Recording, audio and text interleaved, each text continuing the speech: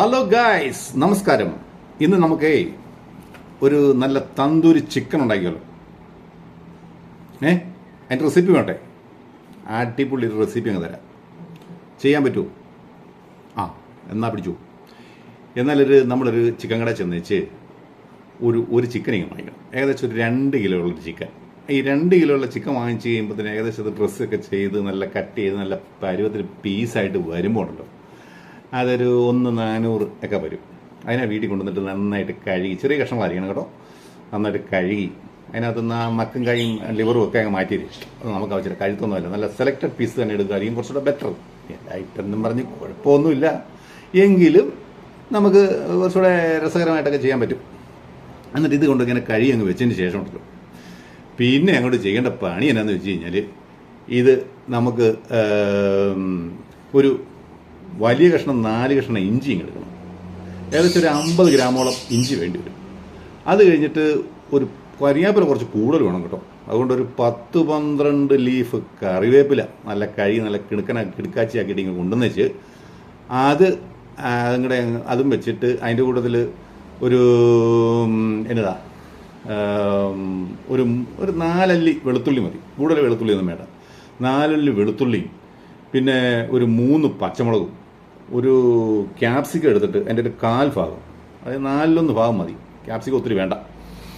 ഇത്ര എടുത്തിട്ട് പിന്നീട് അതിൻ്റെ കൂടെ ഒരു 5 ഗ്രാമ്പൂ, ഒരു 5 ഏലക്ക, ഒരു ശകലം കറുവാപ്പട്ട, ഇവയെല്ലാം കൂടെ അങ്ങോട്ട് അതിൻ്റെ കൂടെ ഇച്ചിരി പെരിഞ്ജീരകം വേണം കേട്ടോ. ഒരു സ്പൂൺ എടുത്തു അതിൻ്റെ ആവശ്യത്തിനുള്ള പെരിഞ്ജീരകം കുറഞ്ഞു പോകണ്ട. അതും കൂടെ ഇട്ട് അതിൻ്റെ കൂടെ ഒരു തക്കാളി വേണം, പിന്നെ ഒരു തണ്ട് മല്ലിയില മതി. ഇത്രയും ചേരുവകൾ നന്നായിട്ട് ഇങ്ങനെ എടുത്തിട്ട് ഒരു മിക്സിയിലിട്ട് അങ്ങോട്ട് അടിച്ച് നല്ല സ്റ്റൈലാക്കി ഇങ്ങനെ നല്ലപോലെ അരച്ചിങ്ങ് എടുക്കുക.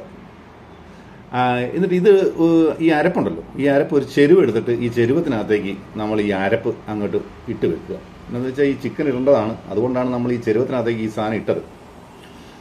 എന്നിട്ട് ഈ അത്രയൊക്കെ ചെയ്ത് കഴിഞ്ഞ ശേഷം പിന്നീട് നമ്മൾ ചെയ്യേണ്ടത് എന്താണെന്ന് വെച്ച് കഴിഞ്ഞാൽ, നല്ല കട്ട തൈര്. എൻ്റെ ഒരു തത്തമ്മയുണ്ട്, അതൊക്കെ കിടന്നിട്ട് കലന്ന് ചിലയ്ക്കുന്ന സാരമാക്കണ്ട, ആ സൗണ്ട് ഡിസ്റ്റർബൻസ് ഒക്കെ വരും ഇതിനകത്ത്, അത് സാരമില്ല കേട്ടോ. എന്നിട്ട് നമ്മൾ എന്നാ പറഞ്ഞു തന്നെ, കട്ട തൈര് ഒരു പാക്കറ്റ് മേടിച്ചാൽ ഒരു ഹാഫ്, അല്ല വേണ്ട, ഒരു 150 ml. ഒട്ടും വെള്ളം ഉണ്ടാവരുത് കേട്ടോ, വെള്ളം ഇല്ലാതെ നല്ല കട്ട തൈര് എടുത്തിട്ട് ആ കട്ട തൈര്, വെള്ളം ഉണ്ടെങ്കിൽ നമ്മളൊരു ചെറിയൊരു അരിപ്പയ്ക്കകത്തേ അരിച്ചെടുത്ത് കഴിഞ്ഞാൽ ഈ വെള്ളം അങ്ങ് മാറി കിട്ടും. എന്നിട്ട് അങ്ങനെ കട്ട തൈര് എടുക്കുക. അതിലേക്ക് ഒരു 2 സ്പൂൺ സൺഫ്ലവർ ഓയിൽ ബെറ്ററാണ്, അല്ലെങ്കിൽ സൺഫ്ലവർ ഓയിൽ ഇല്ലെങ്കിൽ ഇനി കോക്കനട്ട് ഓയിൽ ഒഴിച്ചാലും കുഴപ്പമൊന്നുമില്ല. പിന്നെ ഒരു 2 ടേബിൾ സ്പൂണ് വിനാഗിരി, അത് ഇമ്പോർട്ടൻ്റ് ആണ്. പിന്നെ ഒരു 2 ടേബിൾ സ്പൂൺ തന്നെ വേണം കോൺഫ്ലവർ വേണം, അത് ആ കോൺഫ്ലവർ കൊണ്ടാണ് നമ്മളതിൻ്റെ സംഭവം ശരിയാകുന്നത്. പിന്നെ ഒരു ടേബിൾ സ്പൂൺ മതിയാവും കസൂരിമേത്തി എന്ന് പറഞ്ഞാൽ അറിയാമല്ലോ, നമുക്ക് ഈ സൂപ്പർ മാർക്കറ്റിലെല്ലാം അടിയാൻ കിട്ടും. ഉലുവായില പൊടിച്ചത്, അതാണ് സാധനം. പിന്നെ ഒരു ഇച്ചിരി മഞ്ഞപ്പൊടി, ഇച്ചിരി ആവശ്യത്തിന് മുളക് വേണമെന്നുണ്ടെങ്കിൽ അതിനനുസരിച്ച് ചേർത്തു, 2 സ്പൂൺ ചേർത്താലും കുഴപ്പമില്ല. പിന്നെ ഒരു സ്പൂൺ ചിക്കൻ മസാലയും കൂടെ അതിൻ്റെ കൂടുതൽ ചേർത്തിട്ട് ഇതും കൂടെ ഈ നമ്മൾ അരച്ച് വെച്ചിരിക്കുന്ന അരപ്പിനകത്തേക്ക് അങ്ങ് ഇട്ട് നന്നായിട്ട് അങ്ങോട്ട് മിക്സ് ചെയ്യുക. മിക്സ് ചെയ്യുമ്പോൾ ഉണ്ടല്ലോ, നമ്മുടെ കൈ കൊണ്ട് മിക്സ് ചെയ്യുന്നതായിരിക്കും ബെറ്റർ. അങ്ങനെ മിക്സ് ചെയ്ത് വരുമ്പോൾ നമ്മളിങ്ങനെ തൊട്ട് നോക്കി കഴിയുമ്പോൾ തന്നെ അറിയാൻ പറ്റും അതിൻ്റെ പുളി എന്ന് മാത്രം. അപ്പോൾ ഈ പുളി കുറവാണെന്ന് തോന്നുവാണെങ്കിൽ ആവശ്യത്തിന് ഉപ്പിടണം, മറക്കരുത്. ഉപ്പും പുളിയും ഉണ്ടോ എന്ന് നോക്കിക്കണം. പുളി ഒത്തിരി കണ്ടമാനം കൂടരുത്. പുളി കുറവാണെങ്കിൽ നമ്മൾ ഇച്ചിരി വിനാഗിരിയുടെ ചേർത്ത് കൊടുത്താൽ മതി. അങ്ങനെ വിനാഗിരിയും കൂടെ ചേർത്ത് അങ്ങ് നോക്കിക്കഴിയുമ്പോഴത്തേനും ഏകദേശം നമുക്ക് പരുവത്തിനായി കഴിയുമ്പോഴത്തേനും നമ്മൾ ഈ കഴുകി നല്ലപോലെ വെച്ചിരിക്കുന്ന ചിക്കൻ ഉണ്ടല്ലോ, അത് നന്നായിട്ട് അങ്ങ് പിഴിയണം. അതിനകത്ത് ഒട്ടും വെള്ളം പാടില്ല. ഈ വെള്ളം ഇല്ലാതെ ചിക്കൻ എടുത്തിട്ട് ഇതിനകത്തേക്ക് അങ്ങ് ഇടുക.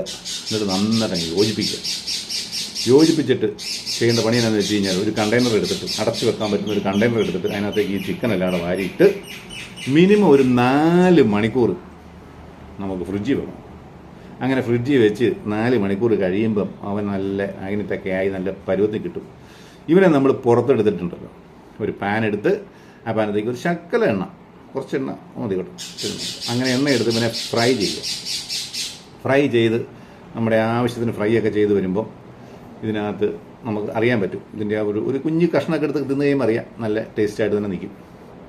അത് കഴിഞ്ഞിട്ട് പിന്നെ ഇതിൻ്റെ ഒരു ഹൈലൈറ്റ് സാധനമുണ്ട്. എന്നാണെന്നറിയോ? അതിനകത്ത് സ്മോക്കി ഫ്ലേവർ കൊടുക്കും. അതിനൊരു സിമ്പിൾ പരിപാടിയുള്ളൂ. അതിനാന്ന് വെച്ചാൽ ഒരു പൂള് തേങ്ങ എടുക്കുക.